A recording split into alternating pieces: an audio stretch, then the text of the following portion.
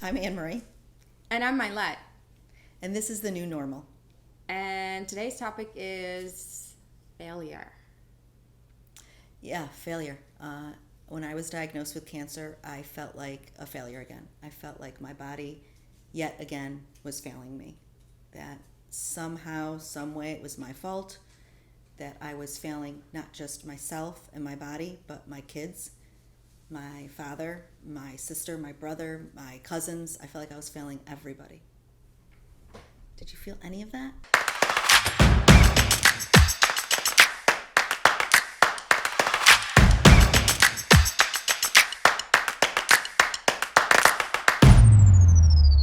I don't recall feeling failure. It's so weird. I didn't feel like that. I felt the opposite. I actually felt grateful. And the reason I felt grateful is because I thought, let it be me as opposed to my mom or my sister or my Sure. cousin. So for me, I'm like, if anyone's going to get cancer, just let it be me. I feel like I would be able to be the one to be able to handle it compared to someone else. We've had other cancers in the immediate family, or the extended family rather. And so that's how I went into it, and that was my thinking. So a year before my diagnosis, I had hospitalized myself for deep depression, severe depression. They actually call it, treatment resistant, because as anybody knows, that depression is an illness, and when you have a clinical diagnosis of depression, it's just like a cancer, and you go through stages. And in the beginning part, you try to muddle your way through it, and then your brain starts rewiring and making you think that you are a burden to other people, that they all would be better off without you. And the end stage to depression is death. And that's something we don't look at. And for me, I was at that end stage and knew I needed help. Went to the hospital, had a nice stay there, which was traumatic in its own right. And then I was diagnosed with cancer. And I felt like a failure again. I felt like I was constantly going to keep failing. And then the tremendous loss on top of it. And by loss, I don't mean just the people that we've lost throughout our diagnosis, but I lost my breasts. Like, I lost a part of my body. And at first I remember being like, just take them off. I don't want them anyways. And then they were gone, and it felt like a blank slate, like there was nothing there. I had no nipples.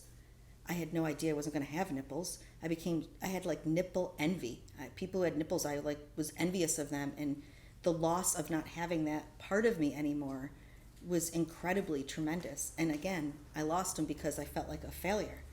And your body changes so dramatically. Your mind changes, everything changes, and all that loss on top of each other. And plus, like I said, I felt like I was failing my kids. Their mom's not supposed to get cancer. Like, that's not supposed to happen. You're supposed to be able to take care of your kids. And I couldn't. And, frankly, I didn't have a mother that was there to help me. And, I grew up without a mother.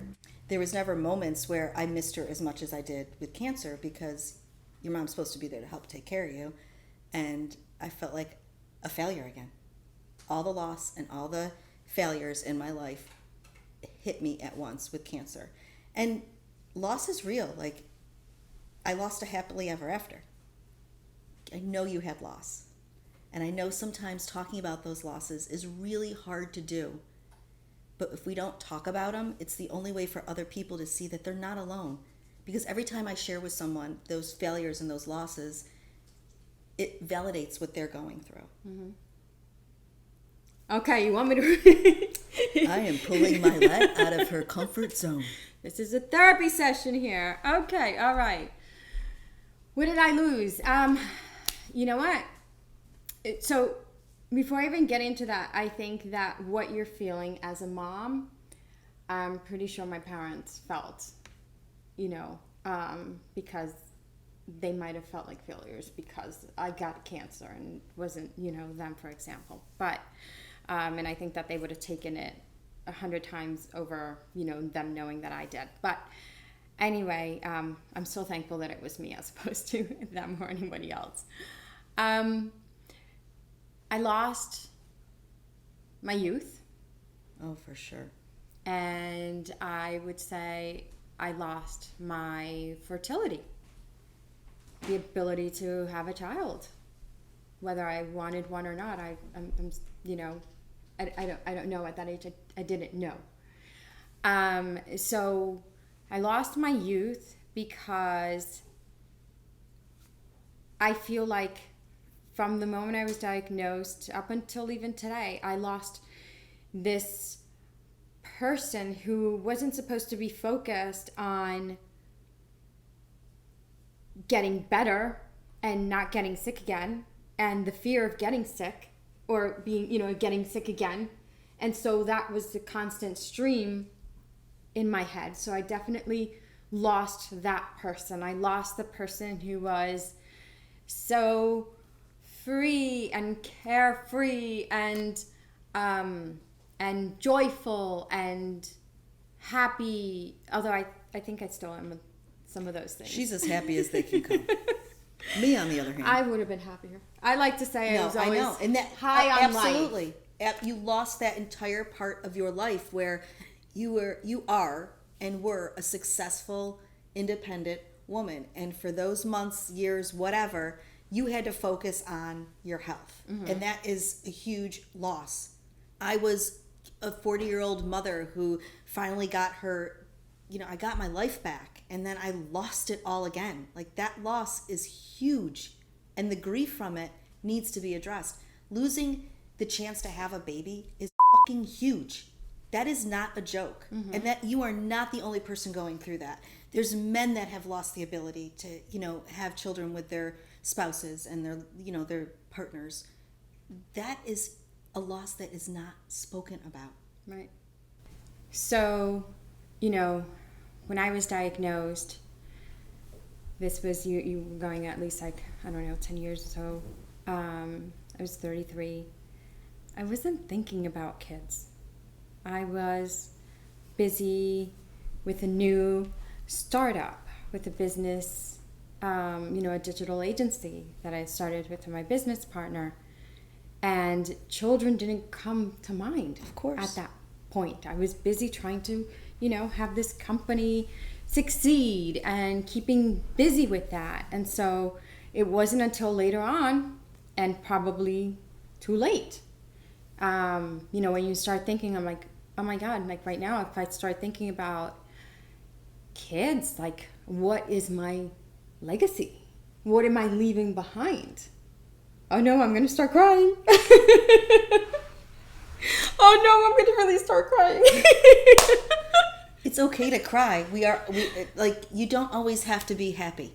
It's okay to cry and let this out, because this is the fucked up part of cancer that steals and robs us, not just of people we love and people we care about, but it throws us into this grief and loss that no one wants to talk about. They don't want to face it head on, yet we're all dealing with this grief and loss. It is not fair that cancer took that from you. It is not. And I hate that it did. I can't talk. And, the thing of it is if we do just talk about it just a little bit, you just saying that little bit, Mailet, whoever's watching this is looking at it and they're saying, oh my God, I'm not the only one. Like, that is what this is all about. This is letting people know they are not the only one to go through these struggles. It is, I remember standing in the mirror before my mastectomy, and I breastfed 4 freaking kids off my boobs. Like, they were not pretty, okay? But they were mine. They were mine. And then they were gone. That was taken from me. That's a loss that we don't talk about, right? Oh, because you're still alive, so it's okay. Mm-hmm. And you know what? Yes, it's great that I'm still alive, but at what price? At what price are we all still here? Now, the price is worth it, so no one give me hate mail about that. But I'm just saying, you have to understand that this loss is real, and if you don't address it, it's going to manifest itself later on in life, and that is not fair to you or the people that love you, because you deserve more than that. Yeah, and going back to the whole failure piece, and you talking about, I feel like sometimes I'm a failure because I don't have that rosy life that everyone puts on Instagram when they don't necessarily have a rosy life anyway, but it makes you feel like a failure that you don't have the pictures of you and your beautiful family together. So to me, I see that and I'm like, I feel like I was robbed of that. I don't have that. Or maybe if I don't have that, maybe I wouldn't have, maybe I wouldn't have chosen that from the beginning. But you didn't have. I didn't have the choice. You are so right. We can't keep looking at social media and those pictures and think that that's where we need to be. It's not. We are all on different paths in our own life, and we need to keep that in mind. That's really hard to do when these failures are so tremendous. Because you're right. You didn't get to choose if you could have a kid or not. I didn't get to choose that I had to miss kids' events and stuff because I was too sick to go to them. That made me feel like a failure as a mom. There was a point when my son, when he just started running, actually it was right around his birthday too, I couldn't go to watch him run this local race, and because I had just come back from my mastectomy and really can't be around people. And he comes in the door and he was so proud because he won the race. And by won the race, I mean he ran ahead of the pace car, like he won it. And he was so proud showing me this medal, and he walked away, and I just started crying because I couldn't be there. Cancer took that from me. It took it away from me and robbed me of that moment with my kid. And it, again, made me feel like an immense failure. For the record, I am not a failure. Cancer is the failure. Cancer is the beast and the culprit here. But it is very hard to train your brain to not think that you are a failure, because you're not. Kids do not equal success. Businesses do not equal success. And I don't know what equals success. Nobody does. That's all, intuitive to yourself. But we can't keep hiding the failures and the losses that cancer takes from us, because there's so many people out there struggling really hard with it. A friend of mine, when she died, she was 32 years old. Never married, no kids. Cancer took that from her. That's not right. But I remember her saying to me, what did I do wrong? She didn't pray enough. She didn't do this enough. No, None of that matters. It's cancer's the problem, not us. And quite frankly, I've lived with depression since as long as I can freaking remember. And guess what cancer does? It adds to your depression. I'm sure there were moments, and you are such a happy, vibrant human being, and I love being around you because your energy is incredible. You got to admit there were times when you just wanted to just... Oh, yeah. I mean, this whole family piece, this is the first time I'm actually saying it, out loud, but I have these ongoing conversations with myself, in my head, and... whenever I see some pictures or whenever I see something, I just think about myself, is this what I would have had? Is that what I would have wanted? But I got shoved into this world that I didn't know how to navigate, and no one necessarily tells you how to plan for it. So, agreed. The more you speak about these things, the more you open up and share, so that somebody else going through it right now knows that, hey, you're gonna feel this way too, or you could feel this way too, and that's okay. And it's not just about the other people going through this. It's important to share this because people who love and care about you have no idea what you're going through. You're right. And if they don't know what you're going through, how can they possibly help us? They cannot help us. And I don't just mean your family, but, maybe Joe's, watching this and his wife is being diagnosed with breast cancer, or, Lou has breast cancer and his, wife wants to know what he's going to be going through. Listening to these parts of it, the things that they're going through and what we're thinking, helps those caregivers really help them get through it. And, the thing that we are talking about right here is mental health. Why aren't we adding mental health to this whole, cancer process? Why aren't, when you're diagnosed, your doctor say to you, Mailet, here's a number to a local cancer mentor service. We're going to have a mentor reach out to you so that you can, have somebody to talk to. Have you talked to your therapist yet? Why aren't we doing that? Why? Because the common thread between all of us, no matter what your stage is, no matter what your diagnosis is mental health. I don't care what your gender is, your race, any of that. Mental health is going to play a part and rear its ugly head at some point. And it goes two ways, right? If you've never dealt with that, you have no idea how to handle it. Mm-hmm. And if you've lived with it your whole life, it's overwhelming and you don't know how to get out of it quick enough because you're trying to navigate so many things. We have got to start talking and being more open about mental health, because the truth is, I am so, like, I'm going to cry right now, not because of anything we're talking about, but I'm so proud of you for sharing that part, because I know how incredibly hard it is to talk about it. I know how hard it is, but I'm so proud of you. And I want you to know that you're not alone. Thank you. No one's alone. Nobody is alone. We are all in this together. And this is our new normal. What's yours?